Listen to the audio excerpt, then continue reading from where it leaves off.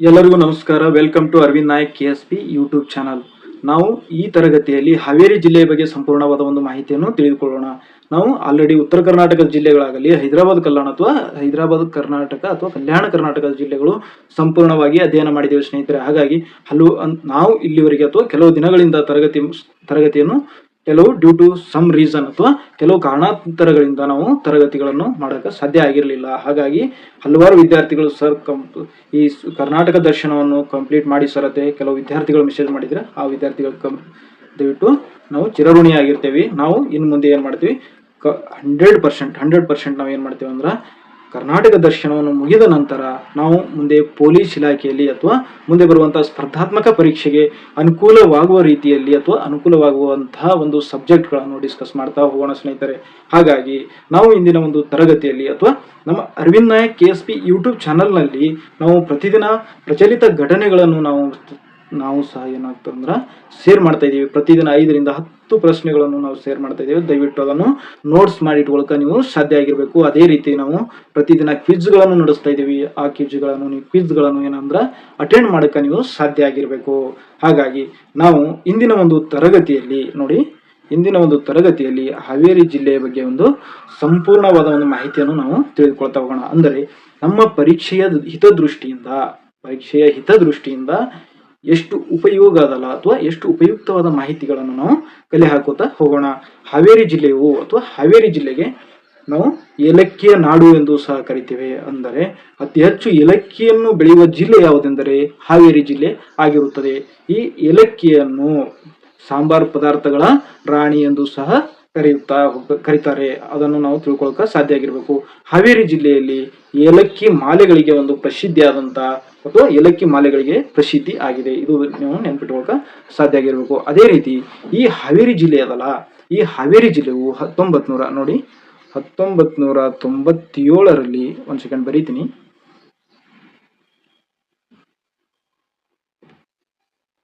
1997ರಲ್ಲಿ ಧಾರವಾಡ ಜಿಲ್ಲೆಯಿಂದ ವಿಭಾಗವಾಗಿ ಈ ಹಾವೇರಿ ಜಿಲ್ಲೆ ಉದಯವಾಯಿತು. ಆ ಸಮಯದಲ್ಲಿ ಕರ್ನಾಟಕದ ಮುಖ್ಯಮಂತ್ರಿ JH ಪಟೇಲ್ ರವರು ಇದ್ದರು.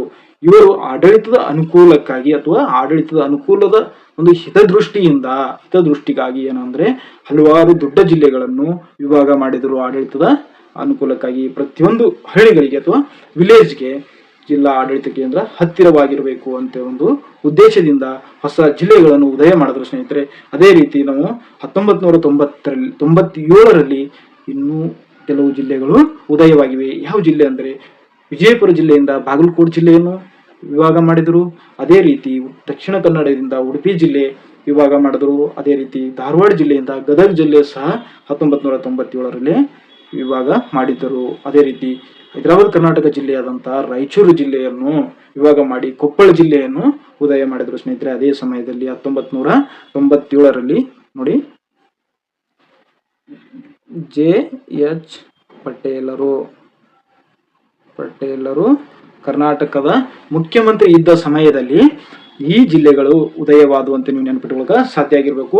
ಅದೇ ರೀತಿ ನಾವು ಪ್ರತಿದಿನ ನೀವೇನ್ ಮಾಡ್ಬೇಕಪ್ಪ ಅಂದ್ರ ಕರ್ನಾಟಕದ ಮ್ಯಾಪ್ದಲ್ಲಿ ಯಾವ್ಯಾವ ಜಿಲ್ಲೆಗಳು ಯಾವುದರ ಜೊತೆ ಗಡಿ ಹಂಚಿಕೊಂಡಿದ್ದೇವೆ ಅಟ್ಲೀಸ್ಟ್ ಅಥವಾ ಕರ್ನಾಟಕವು ಯಾವ ರಾಜ್ಯದೊಂದಿಗೆ ಗಡಿಯನ್ನು ಹಂಚಿಕೊಂಡಿದೆ ಇವು ಪ್ರತಿದಿನ ನೀವು ನೋಡ್ತಾ ಹೋಗಬೇಕು. ಅಂದ್ರೆ ಪರೀಕ್ಷೆಯ ದಿನ ಗೊಂದಲಕ್ಕೆ ಒಳಗಾಗಲ್ಲ, ಕನ್ಫ್ಯೂಸ್ಗಳನ್ನು ಆಗೋದಿಲ್ಲ. ಪ್ರತಿದಿನ ಒಂದು ಕರ್ನಾಟಕ ಒಂದು ಭಾರತದ ಮ್ಯಾಪ್ ನಾವು ನೋಡೋಕೆ ಸಾಧ್ಯ ಆಗಿರಬೇಕು. ಭಾರತವು ಯಾವ ದೇಶದೊಂದಿಗೆ ಗಡಿಯನ್ನು ಹಂಚಿಕೊಂಡಿದೆ ಮತ್ತು ಕರ್ನಾಟಕ ಯಾವ ರಾಜ್ಯಗಳೊಂದಿಗೆ ಗಡಿ ಹಂಚಿಕೊಂಡಿದೆ, ಯಾವ ಜಿಲ್ಲೆಗಳು ಯಾವ ಉತ್ತರ ಭಾಗದಲ್ಲಿದಾವ, ದಕ್ಷಿಣ ಭಾಗದಲ್ಲಿದಾವ, ಅಥವಾ ಯಾವ ಕಂದಾಯ ವಿಭಾಗಕ್ಕೆ ಒಳಪಟ್ಟಿದಾವ ಅಂತ ನಾವು ನೆನಪಿಟ್ಕೊಳ್ಳೋಕೆ ಸಾಧ್ಯ ಆಗಿರಬೇಕು.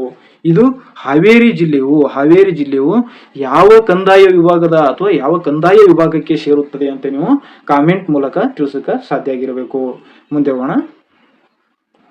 ಹಾವೇರಿ ಜಿಲ್ಲೆಯು ಯಾವ ಜಿಲ್ಲೆಯೊಂದಿಗೆ ಗಡಿ ಹಂಚಿಕೊಂಡಿದೆ ಅಂತ ನೋಡ್ಕೊಳ್ಳೋಕೆ ಸಾಧ್ಯ ಆಗಿರಬೇಕು. ಆಲ್ರೆಡಿ ನಾನು ಈ ಡಿಸ್ಪ್ಲೇ ಮೇಲೆ ಹಾಕಿದ್ದೀನಿ, ನೀವು ನೋಟ್ ಮಾಡ್ಕೊಳ್ಳೋಕೆ ಸಾಧ್ಯ ಆಗಿರಬೇಕು. ಒಂದು ಗದಗ ಜಿಲ್ಲೆ, ಧಾರವಾಡ ಜಿಲ್ಲೆ, ಉತ್ತರ ಕನ್ನಡ ಜಿಲ್ಲೆ, ಶಿವಮೊಗ್ಗ ಮತ್ತು ದಾವಣಗೆರೆ ಮತ್ತು ವಿಜಯನಗರ ಜಿಲ್ಲೆಯ ಜೊತೆ ತನ್ನ ಸಂಪೂರ್ಣ ಗಡಿಯನ್ನು ಹಂಚಿಕೊಂಡಿದೆ. ನೋಡಿ ಇಲ್ಲಿ ನಾನು ನೋಟ್ ಮಾಡ್ತಾ ಹೋಗ್ತೀನಿ, ನೀವು ಬರ್ಕೊಳ್ಳೋಕೆ ಒಂದು ಸಾಧ್ಯ ಆಗಿರಬೇಕು.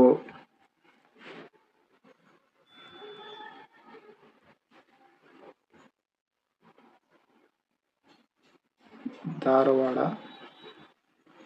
ಉತ್ತರ ಕನ್ನಡ, ಶಿವಮೊಗ್ಗ,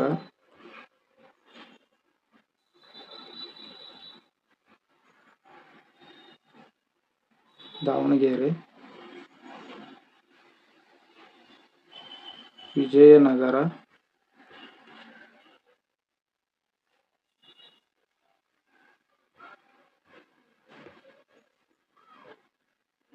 ನೋಡಿ ಇಷ್ಟು ಜಿಲ್ಲೆಯೊಂದಿಗೆ ಧಾರವಾಡ ಜಿಲ್ಲೆಯು ಗಡಿಯನ್ನು ಹಂಚಿಕೊಂಡಿದೆ. ಒಂದು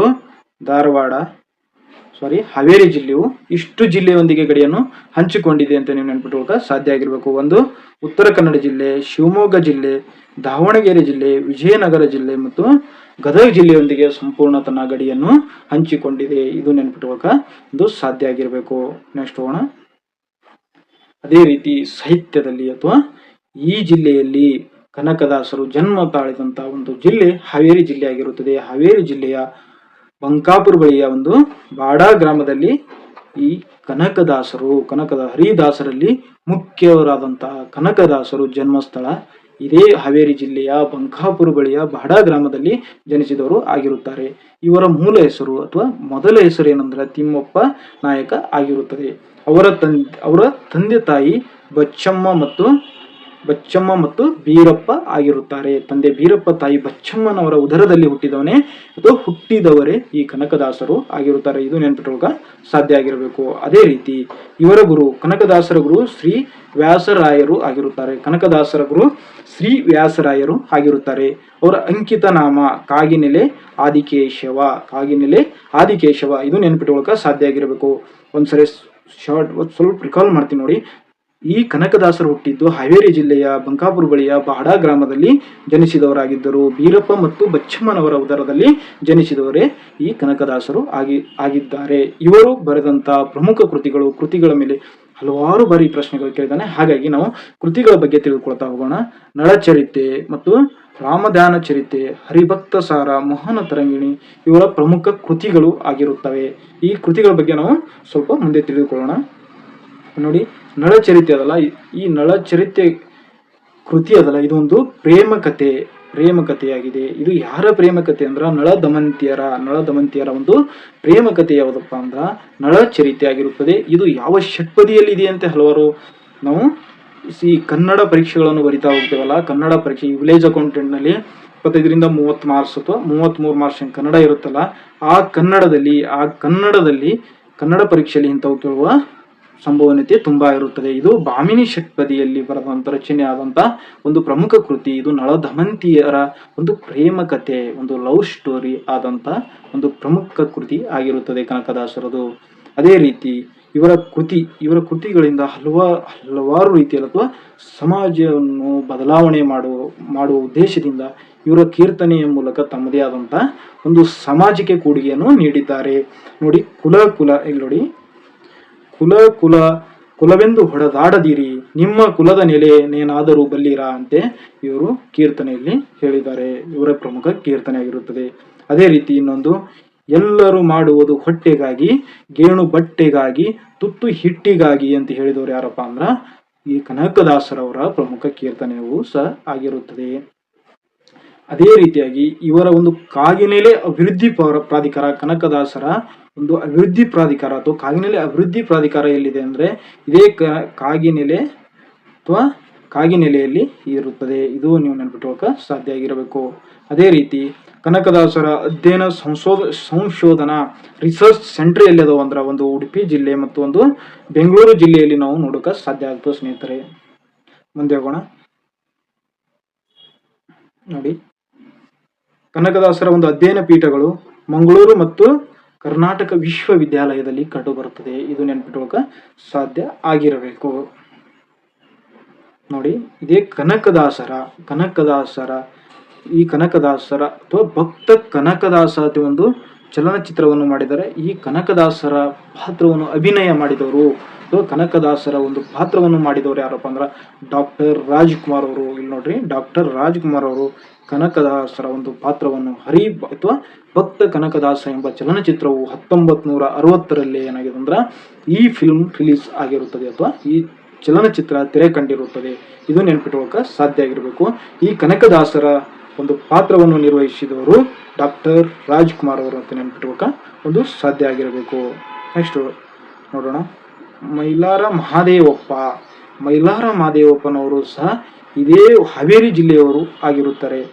ಇವರ ಮುಖ್ಯ ಪಾತ್ರ ನೋಡಿ, 1930 ಮಾರ್ಚ್ 12ರಂದು ಗುಜರಾತ್ನ ದಂಡಿಯಲ್ಲಿ ಮಹಾತ್ಮ ಗಾಂಧಿ, ಭಾರತದ ರಾಷ್ಟ್ರಪಿತ ಆದಂಥ ಮಹಾತ್ಮ ಗಾಂಧಿಯವರು ದಂಡಿ ಉಪ್ಪಿನ ಸತ್ಯಾಗ್ರಹವನ್ನು ಪಾಲ್ಗೊಳ್ತಾರ. ಆ ಸಮಯದಲ್ಲಿ ಪ್ರಾರಂಭದಲ್ಲಿ 78 ಜನ ಭಾಗಿಯಾಗ್ತಾರಲ್ಲ, 78 ಜನದಲ್ಲಿ ಕರ್ನಾಟಕದ ಏಕೈಕ ವ್ಯಕ್ತಿ ಯಾರಂದ್ರೆ ಮೈಲಾರ ಮಹಾದೇವಪ್ಪನವರಾಗಿರುತ್ತಾರೆ. ಆ ದಂಡಿ ಸತ್ಯಾಗ್ರಹದಲ್ಲಿ ಅತ್ಯಂತ ಹಿರಿಯ ವ್ಯಕ್ತಿ ಮಹಾತ್ಮ ಗಾಂಧಿಯವರಾದರೆ ಅತ್ಯಂತ ಕಿರಿಯ ವ್ಯಕ್ತಿ ಯಾರಪ್ಪ ಅಂದ್ರ ಅವರು ಮೈಲಾರ ಮಹಾದೇವಪ್ಪನವರು ಆಗಿರುತ್ತಾರೆ. ಅವರೂ ಸಹ ಒಂದು ಹಾವೇರಿ ಜಿಲ್ಲೆಗೆ ಸೇರಿದವರು ಅನ್ನೋದು ಒಂದು ಹೆಮ್ಮೆಯ ವಿಷಯವಾಗಿರುತ್ತದೆ. ನೋಡಿ, ಅದೇ ಇಲ್ಲಿ ಹಾಕಿದ್ದೀನಿ ಡಿಸ್ಪ್ಲೇ ಮೇಲೆ, ನಾನು ಹೇಳಿದಲ್ಲ ಇಲ್ಲಿವರೆಗೆ ಹೇಳೋದಲ್ಲ. 1900 ನೋಡಿ ಇಲ್ಲಿ ಹಾಕಿದ್ದೀನಿ. 1930ರಲ್ಲಿ ಒಂದು ದಂಡಿ ಯಾತ್ರೆ ಗುಜರಾತಿನ ಸಬರ್ಮತಿಯಿಂದ 78 ಜನರಿಂದ ಪ್ರಾರಂಭವಾದ ಈ ದಂಡಿ ಯಾತ್ರೆ, ಇದನ್ನು ಪ್ರಾರಂಭಿಸಿದವರು ಮಹಾತ್ಮ ಗಾಂಧಿಯವರಾಗಿರುತ್ತಾರೆ ಅಂತ ನಾನು ಹೇಳಿದ್ದೀನಿ. ಅದು ಸಹ 1930 ಮಾರ್ಚ್ 12ರಂದು ಸಬರ್ಮತಿ ಆಶ್ರಮದಿಂದ ಪ್ರಾರಂಭವಾದಂಥ ಒಂದು ದೊಡ್ಡ ಯಾತ್ರೆ ಆಗಿರುತ್ತದೆ. ಮುಂದೆ ನೋಡೋಣ. ನೋಡಿ ಇಲ್ಲಿ ಹಾಕಿದ್ದೀನಿ ನೋಡಿ, ದಂಡಿ ಯಾತ್ರೆಯಲ್ಲಿ ಭಾಗವಹಿಸಿದ ಏಕೈಕ ಕನ್ನಡಿಗ ಮತ್ತು ಆ ಯಾತ್ರೆಯಲ್ಲಿ ಭಾಗವಹಿಸಿದ ಅತ್ಯಂತ ಕಿರಿಯ ವ್ಯಕ್ತಿ ಅಂತ ನಾವು ಹೇಳೋಕೆ ಸಾಧ್ಯ ಆಗುತ್ತೆ. ಹಿರಿಯ ವ್ಯಕ್ತಿ ಮಹಾತ್ಮ ಗಾಂಧಿಯವರು ಆಗಿರುತ್ತಾರೆ. ಅದೇ ರೀತಿ ನೋಡಿ, ಮೈಲಾರ ಮಹಾದೇವಪ್ಪನವರು ಹಾವೇರಿ ಜಿಲ್ಲೆಯಲ್ಲಿ ಸ್ಥಾಪಿಸಿರುವ ಒಂದು ಗಾಂಧಿಪುರಕ್ಕೆ ಕರ್ನಾಟಕದ ಸಬರ್ಮತಿ ಎಂದು ಕರೆಯುತ್ತಾರೆ. ಅವರು ಹಾವೇರಿ ಜಿಲ್ಲೆಯಲ್ಲಿ ಸ್ಥಾಪನೆ ಮಾಡಿದಂಥ ಒಂದು ಗಾಂಧಿಪುರಕ್ಕೆ ಏನಂದ್ರೆ ಅದಕ್ಕೆ ಕರ್ನಾಟಕದ ಸಬರ್ಮತಿ ಎಂದು ಸಹ ಕರೀತಾ ಹೋಗ್ತಾರೆ. ಅದೇ ರೀತಿ ಹಳ್ಳಿಕೇರಿ ಗುದ್ಲೆಪ್ಪ ಇವ್ರ ಬಗ್ಗೆ ನಾವು ತಿಳ್ಕೊಳ್ಬೇಕು. ಇವರು ಸಹ ಹಾವೇರಿ ಜಿಲ್ಲೆಯವರು ಆಗಿರುತ್ತಾರೆ. ಇವರು ಕರ್ನಾಟಕದ ನೋಡಿ ಸ್ವಲ್ಪ ಚೇಂಜ್ ಮಾಡ್ತಾ ಕರ್ನಾಟಕದ ಉಕ್ಕಿನ ಮನುಷ್ಯ ಎಂದು ಪ್ರಸಿದ್ಧಿ ಆಗಿರುತ್ತಾರೆ. ಇವರು 1924ರಲ್ಲಿ ನಡೆದ ಬೆಳಗಾವಿ ಕಾಂಗ್ರೆಸ್ ಅಧಿವೇಶನದಲ್ಲಿ ಸ್ವಯಂ ಸೇವಕರಾಗಿ ತಾವು ಕಾರ್ಯವನ್ನು ನಿರ್ವಹಿಸ್ತಾ ಹೋಗ್ತಾರೆ. ಗಾಂಧೀಜಿಯವರಿಂದ ಅಥವಾ ಗಾಂಧೀಜಿಯವರ ತತ್ವಗಳಿಂದ ಪ್ರೇರಿತವಾದಂಥ ವ್ಯಕ್ತಿ ಅಥವಾ ಪ್ರೇರಿತವಾಗಿ ಗಾಂಧೀಜಿಯವರ ಮಾತುಗಳಿಂದ ಅವರ ತತ್ವಗಳಿಂದ ಪ್ರೇರಿತವಾಗಿ ಅವರು ಸ್ವಾತಂತ್ರ್ಯ ಆಂದೋಲನದಲ್ಲಿ ಸೇರ್ಪಡೆ ಆಗ್ತಾ ಬರ್ತಾರೆ. ಹಾಗಾಗಿ ಈ 1924ರಲ್ಲಿ ನಡೆದಂಥ ಒಂದು ಕಾಂಗ್ರೆಸ್ ಅಧಿವೇಶನ ಬಗ್ಗೆ ಸ್ವಲ್ಪ ನಾವು ತಿಳಿದುಕೊಳ್ಳೋಣ. ಯಾಕಂದ್ರೆ ಕರ್ನಾಟಕದಲ್ಲಿ ನಡೆದಂಥ ಏಕೈಕ ಇಂಡಿಯನ್ ನ್ಯಾಷನಲ್ ಕಾಂಗ್ರೆಸ್ ಸಮಿಟ್ ಅಥವಾ ಅಧಿವೇಶನ ಆಗಿರುತ್ತದೆ. ನೋಡಿ ಅದು ಮುಂದೆ ಹೇಳ್ತಾ 1924ರಲ್ಲಿ ನಡೆದಂಥ ಒಂದು ಕಾಂಗ್ರೆಸ್ ಅಧಿವೇಶನ, ಇದು ಬೆಳಗಾವಿ ಜಿಲ್ಲೆಯಲ್ಲಿ ನಡೆದಂಥ ಒಂದು ಕಾಂಗ್ರೆಸ್ ಅಧಿವೇಶನ ಆಗಿರುತ್ತದೆ. ಇದು ಕರ್ನಾಟಕದಲ್ಲಿ ನಡೆದಂಥ ಅಥವಾ ಒಟ್ಟು 1885ರಲ್ಲಿ ಇಂಡಿಯನ್ ನ್ಯಾಷನಲ್ ಕಾಂಗ್ರೆಸ್ ಎ.ಓ. ಹ್ಯೂಮ್ ಅವರು ಸ್ಥಾಪನೆ ಮಾಡಿದರು. ಈ ಸಮಯದಲ್ಲಿ ಅಥವಾ 1885ರಲ್ಲಿ ಮುಂಬೈನ ತೇಜ್ಪಾಲ್ ಗ್ರೌಂಡ್ನಲ್ಲಿ ಏನಾಗ್ತದೆ ಅಂದ್ರೆ ಈ ಇಂಡಿಯನ್ ಕಾಂಗ್ರೆಸ್ ಅಧಿವೇಶನ ಏನಾಗುತ್ತಂದ್ರೆ ಮೊಟ್ಟ ಮೊದಲವರೆಗೆ ಪ್ರಾರಂಭ ಆಗ್ತದೆ.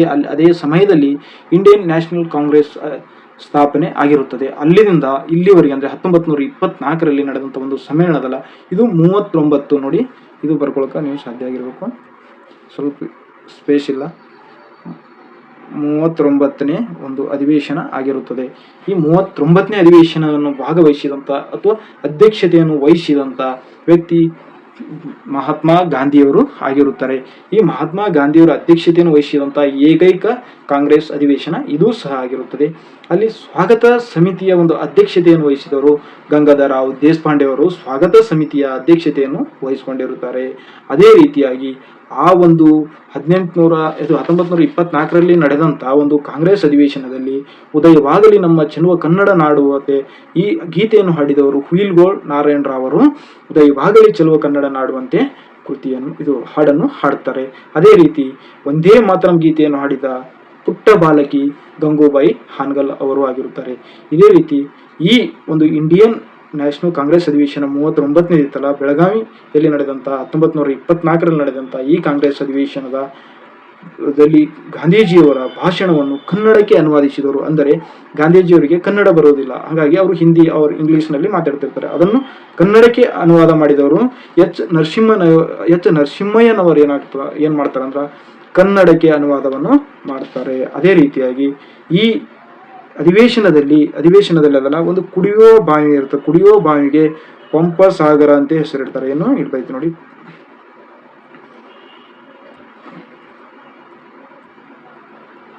ಪಂಪ ಸಾಗರ ಕುಡಿಯುವ ನೀರಿನ ಅಥವಾ ಕುಡಿಯುವ ಒಂದು ನೀರಿನ ಬಾವಿಗೆ ಪಂಪ ಸಾಗರ ಅಂತೆ ಹೆಸರಿಡ್ತಾರ. ಅದೇ ರೀತಿಯಾಗಿ ಆ ನಡೆದಂತ ಸ್ಥಳಕ್ಕೆ ವಿಜಯನಗರ ಅಂತ ಹೆಸರಿಡ್ತಾರ. ಆ ಅಧಿವೇಶನ ನಡೆದ ಸ್ಥಳಕ್ಕೆ ವಿಜಯನಗರ ಅಂತ ಇಡ್ತಾರ. ಅದೇ ಆ ಕುಡಿಯುವ ಬಾವಿ ಅದಲ್ಲ, ಕುಡಿಯುವ ಒಂದು ಬಾವಿಗೆ ಪಂಪ ಸಾಗರ ಅಂತ ಹೆಸರಿಡ್ತಾ ಹೋಗ್ತಾರ. ಇದು ನಾವು ಮುಖ್ಯವಾಗಿ 1924 ಕಾಂಗ್ರೆಸ್ ಅಧಿವೇಶನ ಬಗ್ಗೆ ತಿಳಿದುಕೊಳ್ಳುವಂತ ಒಂದು ಮಾಹಿತಿ ಆಗಿರುತ್ತದೆ. ಅದೇ ರೀತಿ ಈ ಅಧಿವೇಶನ ಅದಲ್ಲ, ಅಧಿವೇಶನ ಮಾಡಬೇಕಾದ್ರೆ ಅದರ ಮುಖ್ಯ ಉದ್ದೇಶಗಳು ಏನಿದ್ದವು ಅಥವಾ ಅಧಿವೇಶನದ ಒಂದು ಮುಖ್ಯ ಉದ್ದೇಶ ಏನಾಗಿತ್ತು ಅಂದ್ರೆ ಹಿಂದೂ ಮುಸ್ಲಿಮರನ್ನು ಒಗ್ಗೂಡಿಸುವುದು, ಏಕತೆ ಮತ್ತು ಭಾವೈಕ್ಯತೆಯನ್ನು ಮೂಡಿಸುವುದು, ಮತ್ತೆ ಮಹಿಳೆಯರ ಸಬಲೀಕರಣವನ್ನು ಮಾಡುವುದು ಮತ್ತು ಮತ್ತು ಈ ಅಧಿವೇಶನದ ಮುಖ್ಯ ಒಂದು ಉದ್ದೇಶ ಆಗಿರುತ್ತದೆ. ಇದು ನೆನಪಿಟ್ಟುಕೊಳ್ಳಕ ಒಂದು ಸಾಧ್ಯ ಆಗಿರಬೇಕು. ಒಂದು ಸೆಕೆಂಡ್.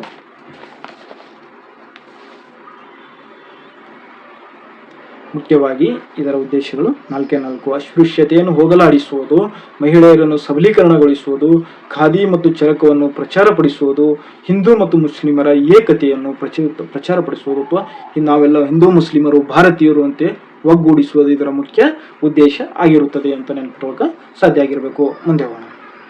ಬಂಕಾಪುರ ಮುಖ್ಯವಾಗಿ ಹಾವೇರಿ ಜಿಲ್ಲೆಯಲ್ಲಿ ಕಂಡುಬರುವಂತಹ ಪ್ರಮುಖ ನಗರ ಬಂಕಾಪುರ. ಇದನ್ನು ನಿರ್ಮಾಣ ಮಾಡಿದವರು ರಾಷ್ಟ್ರಕೂಟರ ದೊರೆ ಅಮೋಘವರ್ಷ ನೃಪತುಂಗ ಇದನ್ನು ಸ್ಥಾಪನೆ ಮಾಡಿರ್ತಾನೆ. ಇದರ ಮುಖ್ಯವಾಗಿ ನೋಡಿ ಇಲ್ಲಿ ಹಾಕಿದ್ದು ನೋಡಿ ಡಿಸ್ಪ್ಲೇ ಮೇಲೆ, ರಾಷ್ಟ್ರಕೂಟರ ಚಕ್ರವರ್ತಿ ಅಥವಾ ಪ್ರಸಿದ್ಧ ದೊರೆ ಅಮೋಘವರ್ಷ ನೃಪತುಂಗನು ಅಥವಾ ಇವನ ದಂಡನಾಯಕ ಇದನ್ನು ಸ್ಥಾಪನೆ ಮಾಡ್ತಾನ. ಇದರ ಉದ್ದೇಶ ಏನಿತ್ತು ಅಂತ ನಾವು ಸ್ವಲ್ಪ ತಿಳ್ಕೊಳ್ಳೋಣ. ಈ ದಂಡನಾಯಕ ಇದ್ದಲ್ಲ ಬಂಕೇಶ ಗಂಗರ ಉತ್ತರ ಭಾಗವನ್ನು ಸಂಪೂರ್ಣವಾಗಿ ಯಾರ ಹಿಡಿತದಲ್ಲಿ ಇತ್ತಂದ್ರ ಇದೇ ಅಮೋಘವರ್ಷ ನೃಪತುಂಗನ ಹಿಡಿತದಲ್ಲಿ ಇತ್ತು. ಇವರ ಉತ್ತರ ಭಾಗ ಇವರ ಹಿಡಿತದಲ್ಲಿತ್ತು. ಇವರು ಅಮೋಘವರ್ಷ ನೃಪತುಂಗನ ವಯಸ್ಸಾದ ನಂತರ ಕೊನೆ ಕ್ಷಣದಲ್ಲಿ ಈ ಅಮೋಘವರ್ಷ ನೃಪತುಂಗನ ಮಗ ಏನಂದ್ರ ಅಮೋಘವರ್ಷನ ವಿರುದ್ಧ ದಂಗೆ ಹೇಳ್ತಾನ. ಈ ದಂಗೆ ಎದ್ದಾಗ ಏನಾಗ್ತದ, ಅಮೋಘವರ್ಷನ ವಿರುದ್ಧ ದಂಗೆ ಎದ್ದಾಗ ಈ ದಂಗೆಯನ್ನು ಸಂಪೂರ್ಣವಾಗಿ ಏನಾಗ್ತಂದ್ರ ಈ ಬಂಕೇಶವನ್ನು ಸೆದೆ ಬಿಡಿತಾನ. ಇದರ ಒಂದು ಇದರ ಗೆಲುವಿನ ಸವಿ ನೆನಪಿಗಾಗಿ ಇದೇ ಅಮೋಘವರ್ಷ ನೃಪತುಂಗ ಏನ್ ಮಾಡ್ತಾನಂತರ ನಗರವನ್ನು ನಿರ್ಮಾಣ ಮಾಡಿ ಈ ಬಂಕಾಪುರ ನಗರದ ಒಂದು ರಾಜ್ಯಪಾಲನಾಗಿ ಯಾರಿಗೆ ನೇಮಕ ಮಾಡ್ತಾನಂದ್ರ ಇದೇ ಬಂಕೇಶಗ ಏನಾಗ್ತಂದ್ರ ನೇಮಕ ಮಾಡ್ತಾನ. ಇದರ ಮಾಹಿತಿ ಸಂಪೂರ್ಣವಾಗಿ ಗುಣಭದ್ರಾಚಾರ್ಯರು ಬರೆದಂತ ಉತ್ತರ ಪುರಾಣ ಗ್ರಂಥದಿಂದ ನಮಗೆ ತಿಳಿದು ಬರುತ್ತದೆ. ಮುಖ್ಯವಾಗಿ ಈ ಅಮೋಘವರ್ಷ ನೃಪತುಂಗನ ಬಗ್ಗೆ ನಾವು ತಿಳ್ಕೊಳ್ಬೇಕಂದ್ರ ಇವರು ವೈವಾಹಿಕ ಸಂಬಂಧದ ಮೂಲಕ ತಮ್ಮ ಸಾಮ್ರಾಜ್ಯವನ್ನು ವಿಸ್ತರಣೆ ಮಾಡಿದರು. ಅಂದರೆ ತಮ್ಮ 3 ಹೆಣ್ಣು ಮಕ್ಕಳನ್ನು ಗಂಗರಿಗೆ, ಪಲ್ಲವರಿಗೆ ಮತ್ತು ವಿಂಗೀಯ ಚಾಲುಕ್ಯರಿಗೆ 3 ಜನರಿಗೆ ತನ್ನ 3 ಜನ ಹೆಣ್ಣು ಮಕ್ಕಳನ್ನು ಕೊಟ್ಟು ಅಥವಾ ಅವರ ರಾಜ್ಯರಿಗೆ ಮದುವೆ ಮಾಡಿ ತಮ್ಮ ವೈವಾಹಿಕ ಸಂಬಂಧದ ಮೂಲಕ ತಮ್ಮ ರಾಜ್ಯವನ್ನು ಹಿಡಿತದಲ್ಲಿ ಇಟ್ಟುಕೊಂಡಿದ್ರು ಅಂತ ನೆನಪಿಟ್ಟುವಾಗ ಒಂದು ಸಾಧ್ಯ ಆಗಿರಬೇಕು. ಇವರ ಪ್ರಸಿದ್ಧ ದಂಡನಾಯಕ ಯಾರಪ್ಪ ಅಂದ್ರ ಇವರೇ ಬಂಕೇಶನೇ ಆಗಿರುತ್ತಾನ. ಬಂಕೇಶನ ಸವಿ ನೆನಪಿಗಾಗಿ ಅವನ ಮಗನ ವಿರುದ್ಧ ಗೆದ್ದಂತ ಒಂದು ಯುದ್ಧದ ಸವಿ ನೆನಪಿಗಾಗಿ ಏನಾಗ್ತಂದ್ರ ಈ ಬಂಕಾಪುರ ನಗರವನ್ನು ನಿರ್ಮಾಣ ಮಾಡಿದ್ದು ಯಾರು ಎಂದರೆ ಅದು ಅಮೋಘವರ್ಷ ನೃಪತುಂಗ ಮತ್ತು ಅವನ ದಂಡನಾಯಕ ಬಂಕೇಶ್ ಆಗಿರುತ್ತಾರೆ. ಆಪ್ಷನ್ ಅಲ್ಲಿ ಯಾವ್ದು ಕೊಟ್ಟಿರ್ತಾನಲ್ಲ ಅದು ಹಾಕಬೇಕಾಗುತ್ತೆ. ಒಂದು ವೇಳೆ ಬಂಕೇಶ್ ಕೊಟ್ಟಿದ್ದಂದ್ರೆ ಬಂಕೇಶ್ ಹಾಕಬೇಕು. ಒಂದು ವೇಳೆ ಬಂಕೇಶ್ ಕೊಡ್ಲಿಲ್ಲ ಅಂದ್ರೆ ಅಮೋಘವರ್ಷ ನೃಪತುಂಗ ಕೊಟ್ಟಿರ್ತಾನೆ. ಇದು ನೋಡೋಕೆ ನೀವು ತಿಳ್ಕೊಳಕ ಸಾಧ್ಯ ಆಗಿರಬೇಕು. ನೋಡಿ, ಈ ಬಂಕಾಪುರದಲ್ಲಿ ಪ್ರಸ್ತುತವಾಗಿ ನವಿಲು ಧಾಮ ಇದೆ. ನವಿಲು ಧಾಮ ಮತ್ತೆ ಇಲ್ಲಿ ಕಿಲಾಯ ಅಥವಾ ಹಸುಗಳ ತಳಿ ಸಂರಕ್ಷಣಾ ಕೇಂದ್ರ ಸಹ ಇದೆ. ಇದು ಸಹ ನೀವು ನೆನಪಿಟ್ಟುಕೊಳ್ಳಕ ಸಾಧ್ಯ ಆಗಿರಬೇಕು. ನೋಡಿ, ಈ ಬಂಕಾಪುರದಲ್ಲಿ ನವಿಲುಧಾಮ ಇದೆ. ಬಂಕಾಪುರ ಕೋಟೆಯ ವ್ಯಾಪ್ತಿಗೆ ಸೇರಿದ ಪ್ರದೇಶದಲ್ಲಿ ನವಿಲುಧಾಮ ಹರಡಿದೆ. ಈ ಕೋಟೆಯ ಸುತ್ತಲೂ ಐತಿಹಾಸಿಕ ಕಂದಕ ಇರುವುದರಿಂದ ಅಲ್ಲಿ ಜಾಲಿ, ಹಿಪ್ಪೆ ಮರಗಳು ನವಿಲುಗಳಿಗೆ ಸಂತಾನ ಅಭಿವೃದ್ಧಿ ಮತ್ತು ಹಾಗೂ ವಿಶ್ರಾಂತಿಗೆ ಬಹಳ ಅನುಕೂಲಕರವಾಗಿದೆ. ನೀವು ಬಂಕಾಪುರಕ್ಕೆ ಹೋದರೆ ಅಂದ್ರೆ ಬಂಕಾಪುರದಿಂದ ಬಸ್ ಸ್ಟ್ಯಾಂಡಿಂದ ವಾಕೇಬಲ್ ಡಿಸ್ಟೆನ್ಸ್ ಅಲ್ಲಿ ಏನಾಗುತ್ತೆ ಅಂದ್ರೆ ಈ ಬಂಕಾಪುರ ನವಿಲುಧಾಮ ಇದೆ, ನೀವು ನೋಡೋಕೆ ಸಾಧ್ಯ ಆಗಿರಬೇಕು. ಅಲ್ಲಿ ಹಸುಗಳ ಸಂರಕ್ಷಣಾ ಕೇಂದ್ರವೂ ಸಹ ಇದೆ, ಅದು ಸಹ ನೀವು ನೆನಪಿರುವಕ ಸಾಧ್ಯ ಆಗಿರಬೇಕು. ನೋಡಿ, ಹಾವೇರಿ ಜಿಲ್ಲೆಯ ರಾಣೆಬೆನ್ನೂರಿನಲ್ಲಿ ವನ್ಯಜೀವಿ ಧಾಮ ಅಥವಾ ಕೃಷ್ಣ ಮೃಗ ಇದು ಎಲ್ಲಿದೆಪ್ಪ ಅಂದ್ರೆ ರಾಣೆಬೆನ್ನೂರಿನಲ್ಲಿ ಇದೆ. ಕೃಷ್ಣ ಮೃಗ ವನ್ಯಜೀವಿ ಧಾಮ ರಾಣೆಬೆನ್ನೂರಿನಲ್ಲಿ ಇದೆ ಅಂತ ನೀವು ನೆನಪಿಟ್ಕೊಳ್ಳೋಕೆ ಸಾಧ್ಯ ಆಗಿರಬೇಕು. ಉತ್ಸವ ರಾಕ್ ಗಾರ್ಡನ್ ಅದಲ್ಲ, ಇದು ಸಹ ಹಾವೇರಿ ಜಿಲ್ಲೆಯ ಗೊಟಗೋಡಿಯಲ್ಲಿ ಇರುತ್ತದೆ. ಇಲ್ಲಿದೆ ನೋಡಿ, ಇದು ಸಹ ಅದೇ ಆಗಿರುತ್ತೆ. ಮತ್ತು 500 ವರ್ಷದ ಹಳೆಯದಾದ ಒಂದು ಹುಣಸೆ ಮರ ಹಾವೇರಿ ಜಿಲ್ಲೆಯ ಸವಣೂರಿನಲ್ಲಿ ಕಂಡುಬರುವಂತಹ ಒಂದು ಪ್ರಮುಖ ಹಳೆಯ ಹುಣಸೆ ಮರ ಆಗಿರುತ್ತದೆ. ಮತ್ತೆ ಸಂತ ಶಿಶುನಾಳ ಶರೀಫರು ಅಥವಾ ಕರ್ನಾಟಕದ ಕಬೀರರಾದರಲ್ಲ, ಇವರು ಹಾವೇರಿ ಜಿಲ್ಲೆಯ ಶಿಶುವಿನಾಳದಲ್ಲಿ ಇವರು ಜನ್ಮವನ್ನು ತಾಳಿದರು ಅಂತ ನೆನಪಿಟ್ಟುಕೊಳ್ಳೋಕೆ ನೀವು ಸಾಧ್ಯ ಆಗಿರಬೇಕು. ಇವರು ಸಹ ಕನ್ನಡದ ಮೊದಲ ಮಹಮ್ಮದೀಯ ಕವಿ. ಇವರ ಜನ್ಮಸ್ಥಳ ಶಿಶುವಿನ ಹಾಳ ಆಗಿರುತ್ತದೆ. ಅದೇ ರೀತಿ ನೋಡಿ, ಕರ್ನಾಟಕದ ಜಾನಪದ ವಿಶ್ವವಿದ್ಯಾಲಯ ಅದರ ಮುಖ್ಯ ಧ್ಯೇಯದಲ್ಲ ಹೊನ್ನ ಬಿತ್ತೇವು ಹೊಲಕ್ಕೆಲ್ಲ, ಇದು ಹಲವಾರು ಪರೀಕ್ಷೆಯಲ್ಲಿ ಕೇಳಿದಂತ ಒಂದು ಪ್ರಮುಖವಾದ ಟ್ಯಾಗ್ ಲೈನ್ ಆಗಿದೆ. ಹೊನ್ನ ಬಿತ್ತೇವು ಹೊಲಕ್ಕೆಲ್ಲ ಇದು ಸಹ ಕರ್ನಾಟಕ ಜಾನಪದ ವಿಶ್ವವಿದ್ಯಾಲಯದ ಒಂದು ಘೋಷವಾಕ್ಯ ಆಗಿದೆ. ಅದು ನೋಡಿ, ಇದು 2011ರಲ್ಲಿ ಸ್ಥಾಪನೆ ಆದಂತ ಒಂದು ಪ್ರಮುಖ ಬರೀತಿ ನೋಡಿ, 2011ರಲ್ಲಿ ಸ್ಥಾಪನೆಯಾದಂಥ ಕರ್ನಾಟಕ ಜಾನಪದ ವಿಶ್ವವಿದ್ಯಾಲಯ. ಇದು ಹಾವೇರಿಯಲ್ಲಿ ಬಿಟ್ಟರೆ ಬೇರೆ ಎಲ್ಲಿಯೂ ಕಂಡು ಬರುವುದಿಲ್ಲ. ಇದು ನೆನಪಿಟ್ಕೊಳ್ಳೋಕೆ ಸಾಧ್ಯ ಆಗಿರಬೇಕು. ನೋಡಿ, ಇಲ್ಲಿ ಹಾಕಿದೆ ನೋಡಿ, 2011ರಲ್ಲಿ ಕರ್ನಾಟಕ ಸರ್ಕಾರ ಈ ವಿಶ್ವವಿದ್ಯಾಲಯ ಸ್ಥಾಪನೆ ಮಾಡಿತ್ತು. ಜಾನಪದ ವಿಷಯಗಳ ಪ್ರತ್ಯೇಕ ಅಧ್ಯಯನಕ್ಕೆ ಪ್ರಾರಂಭವಾದ ದೇಶದ ಮೊದಲ ವಿಶ್ವವಿದ್ಯಾಲಯ ಇದು ಆಗಿರುತ್ತದೆ. ಇದು ಕಂಡುಬರುವುದು ಹಾವೇರಿ ಜಿಲ್ಲೆಯಲ್ಲಿ ಅಂತ ನೆನಪಿಟ್ಟುಕೊಳ್ಳೋಕೆ ಸಾಧ್ಯ ಆಗಿರಬೇಕು. ಅದೇ ರೀತಿ ಅತಿ ಹೆಚ್ಚು ಕಪ್ಪು ಮಣ್ಣು ಕಂಡುಬರುವುದು ಕರ್ನಾಟಕದಲ್ಲಿ ಹಾವೇರಿ ಜಿಲ್ಲೆಯಲ್ಲಿ. ಹಾಗಾಗಿ ಅತಿ ಹೆಚ್ಚು ಹತ್ತಿನೂ ಸಹ ಬೆಳೆಯುವುದು ಹಾವೇರಿ ಜಿಲ್ಲೆಯಲ್ಲಿ. ಅಂದರೆ ಈ ಹಾವೇರಿ ಇದು ಹತ್ತಿ ಅದಲ್ಲ, ಅತಿ ಹೆಚ್ಚು ಕಪ್ಪು ಮಣ್ಣಿನಲ್ಲಿ ಉತ್ಕೃಷ್ಟವಾದ ಫಲವತ್ತತೆಯನ್ನು ಕೊಡುವಂತಹ ಒಂದು ಬೆಳೆ ಯಾವುದಪ್ಪ ಅಂದ್ರೆ ಹತ್ತಿ ಆಗಿರುತ್ತದೆ. ಹತ್ತಿಗೆ ಸೂಕ್ತವಾದ ಮಣ್ಣು ಯಾವುದಂದ್ರೆ ಕಪ್ಪು ಮಣ್ಣು ಆಗಿರುತ್ತದೆ. ಇದು ನೆನಪಿಟ್ಟುಕೊಳ್ಳೋಕೆ ಸಾಧ್ಯ ಆಗಿರಬೇಕು. ಮುಂದೆ ಹೋಗೋಣ. ನೋಡಿ, ಇಲ್ಲಿ ಹಾಕಿದ ಡಿಸ್ಪ್ಲೇ ಮೇಲೆ ಓದಕ್ಕೆ ಸಾಧ್ಯ ಆಗಬೇಕು. ಹಣ್ಣಿನಿಂದ ಹತ್ತಿಯನ್ನು ಪಡಿತಾರೆ. ಕರ್ನಾಟಕದ ಅತಿ ಹೆಚ್ಚು ಹತ್ತಿಯನ್ನು ಬೆಳೆಯುವ ಒಂದು ಜಿಲ್ಲೆ ಹಾವೇರಿ ಜಿಲ್ಲೆ ಆಗಿದೆ. ಇದರ ಒಂದು ವೈಜ್ಞಾನಿಕ ಹೆಸರು ಗಾಸಿಪಿಯಂ ಆಗಿರುತ್ತದೆ. ಇದು ನೆನಪಿಟ್ಟುಕೊಳ್ಳೋಕೆ ಒಂದು ಸಾಧ್ಯ ಆಗಿರಬೇಕು. ಮುಂದೆ ಹೋಗೋಣ. ಏಲಕ್ಕಿ, ಆಲ್ರೆಡಿ ಪ್ರಾರಂಭದಲ್ಲಿ ಹೇಳ್ದ ನಿಮ್ಗೆ, ಏಲಕ್ಕಿಯ ಮಾಲೆಗಳಿಗೆ ಪ್ರಸಿದ್ಧಿಯಾದಂಥ ಜಿಲ್ಲೆ ಅಥವಾ ಏಲಕ್ಕಿಯ ನಾಡು, ಕಾರ್ಡ್ಮಮ್ ಅಂತಾರೆ. ಇದಕ್ಕೆ ಇಂಗ್ಲಿಷ್ನಲ್ಲಿ ಏನಂತಾರೆ ಅಂದ್ರೆ ಕಾರ್ಡ್ಮಮ್ ಅಂತಾರೆ. ಇದು ನೆನಪಿಟ್ಟುಕೊಳ್ಳೋಕೆ, ಲ್ಯಾಂಡ್ ಆಫ್ ಕಾರ್ಡ್ಮಮ್ ಅಂದ್ರೆ ಯಾವ ಜಿಲ್ಲೆಯನ್ನು ಕರೆಯುತ್ತಾರೆ ಅಂದ್ರೆ ಹಾವೇರಿ ಜಿಲ್ಲೆಯನ್ನು ನಾವು ಕರೆಯುತ್ತೇವೆ ಅಂತ ನೆನಪಿಟ್ಟುಕೊಳ್ಳೋಕೆ ಸಾಧ್ಯ ಆಗಿರಬೇಕು. ಇದನ್ನು ಏಲಕ್ಕಿಯ ನಾಡು ಎಂದು ಕರೆಯುತ್ತಾರೆ. ಕರ್ನಾಟಕದ ಅತಿ ಹೆಚ್ಚು ಏಲಕ್ಕಿಯನ್ನು ಬೆಳೆಯುವ ಒಂದು ಜಿಲ್ಲೆಯಾಗಿದೆ. ಇದು ಇಲ್ಲಿ ನೋಡಿ, ಏಲಕ್ಕಿ ಸಾಂಬಾರು ಪದಾರ್ಥಗಳ ರಾಣಿ ಎಂದು ಕರಿತೇವೆ. ರಾಜ್ಯ ಯಾವುದಪ್ಪ ಅಂದ್ರೆ ಕರಿಮೆಣಸು. ಏಲಕ್ಕಿಯನ್ನು ಸಾಂಬಾರು ಪದಾರ್ಥಗಳ ರಾಜ ಎಂದು ಕರೆಯುವುದು, ಏಲಕ್ಕಿಯನ್ನು ಸಾಂಬಾರು ಪದಾರ್ಥಗಳ ರಾಣಿ ಎಂದು ಕರೆದರೆ ಸಾಂಬಾರು ಪದಾರ್ಥಗಳ ರಾಜ ಎಂದು ಕರೆಯುವುದು ಕರಿಮೆಣಸನ್ನು ಕರೆಯುತ್ತಾರೆ. ಇದು ನೆನಪಿಟ್ಟುಕೊಳ್ಳೋಕೆ ಸಾಧ್ಯ ಆಗಿರಬೇಕು. ಮುಂದೆ ಹೋಗೋಣ. ಇದೇ ಹಾವೇರಿ ಜಿಲ್ಲೆಯ ಒಂದು ರೈಲ್ವೆ ನಿಲ್ದಾಣದಕ್ಕೆ ಮೈಲಾರ ಮಹಾದೇವಪ್ಪನವರ ಹೆಸರನ್ನು ನಾಮಕರಣ ಮಾಡಲಾಗಿರುತ್ತದೆ. ಇಲ್ಲಿದೆ ನೋಡಿ, ಮಹಾದೇವ ಮೈಲಾರಪ್ಪ ರೈಲು ನಿಲ್ದಾಣ ಹಾವೇರಿ. ಇದು ನೆನಪಿಟ್ಟುಕೊಳ್ಳೋಕೆ ಒಂದು ಸಾಧ್ಯ ಆಗಿರಬೇಕು. ಅದೇ ರೀತಿ ವಿನಾಯಕ ಕೃಷ್ಣ ಗೋಕಾಕ್, ಹಾವೇರಿ ಜಿಲ್ಲೆಯ ಸವಣೂರು ತಾಲೂಕಿನವರು. ಇವರ ಕಾವ್ಯನಾಮ ವಿನಾಯಕ ಆಗಿರುತ್ತದೆ. ಇವರು ಕೇಂದ್ರ ಸಾಹಿತ್ಯ ಅಕಾಡೆಮಿಯ ಅಧ್ಯಕ್ಷರು ಆಗಿದ್ದರು. ಮುಂದೆ ನೋಡೋಣ.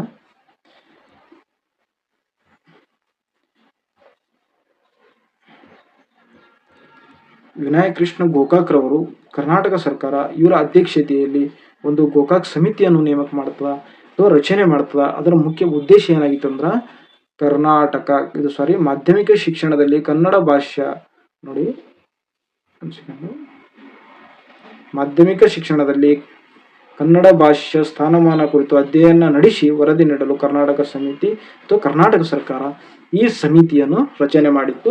ಈ ವಿನಾಯಕ್ ಕೃಷ್ಣ ಗೋಕಾಕ್ ಅವರು ಸಹ ಹಾವೇರಿ ಜಿಲ್ಲೆಯವರು ಅಂತ ನೀವು ನೆನಪಿಟ್ಕೊಳಕ ಒಂದು ಸಾಧ್ಯ ಆಗಿರಬೇಕು.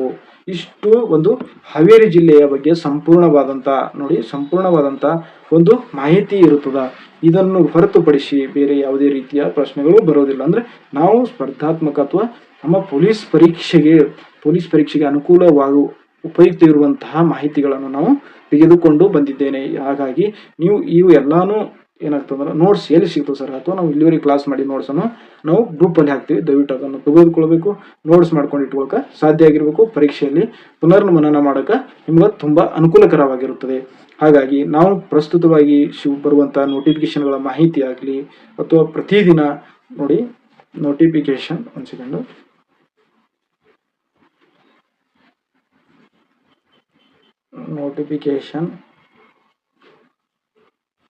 ಪ್ರಚಲಿತ ಘಟನೆಗಳು,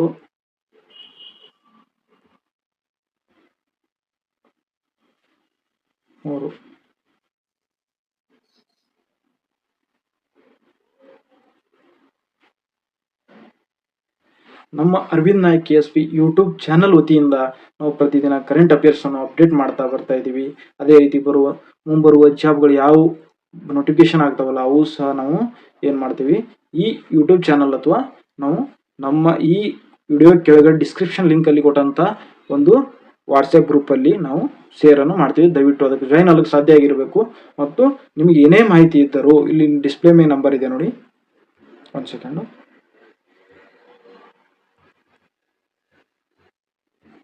ಡಿಸ್ಪ್ಲೇ ಮೇಲೆ ನಂಬರ್ ಇದೆ ನೋಡಿ, 787899212083 ನಂಬರ್ಗೆ ನೀವು ವಾಟ್ಸಪ್, ನಿಮ್ದು ಯಾವುದೇ ಗೊಂದಲಗಳಿದ್ರೆ ಈ ನಂಬರ್ಗೆ ನೀವು ವಾಟ್ಸಪ್ ಮೂಲಕ ಮೆಸೇಜ್ ಮಾಡಿ. ದಯವಿಟ್ಟು ಅಂಥ ಜರೂರತ್ತಿದ್ರೆ ನಾವೇ ನಿಮಗೆ ಕಾಲ್ ಮಾಡಿ ಮಾತಾಡ್ತೀವಿ. ಇಲ್ಲಿವರೆಗೆ ಒಂದು ತರಗತಿಯನ್ನು ವೀಕ್ಷಿಸಿದ ನನ್ನ ವಿದ್ಯಾರ್ಥಿ ಬಳಗಕ್ಕೆ ತುಂಬ ಹೃದಯದ ಒಂದು ಧನ್ಯವಾದಗಳು. ಇದೇ ರೀತಿಯಾಗಿ ನಮ್ಮ ತರಗತಿಗಳನ್ನು ಮುಂದುವರಿತಾ ಹೋಗ್ತವೆ ಸ್ನೇಹಿತರೆ. ದಯವಿಟ್ಟು ಎಲ್ಲರೂ ನಮ್ಮ ತರಗತಿಗಳನ್ನು ಸಪೋರ್ಟ್ ಮಾಡಿ. ನೀವು ನಿಮ್ಮ ಪರೀಕ್ಷೆಗೆ ತಯಾರಿಯನ್ನು ಅತಿ ಚುರುಕುಗೊಳಿಸಿ. ನಿಮಗೆ ಏನೇ ಗೊಂದಲಗಳಿದ್ದರೂ ನಮ್ಮನ್ನು ಕರೆ ಮಾಡಿ ಸಂಪರ್ಕಿಸಿ. ನಾವು ಸದಾ ನಿಮ್ಮ ಸೇವೆಗಾಗಿ ಸಿದ್ಧರಿರ್ತೇವೆ. ದಯವಿಟ್ಟು ನೀವು ಓದಿ ನಿಮ್ಮ ಕನಸಿನ ಒಂದು ಹುದ್ದೆಯನ್ನು ಪಡೆದುಕೊಳ್ಳಿ. ಧನ್ಯವಾದಗಳು.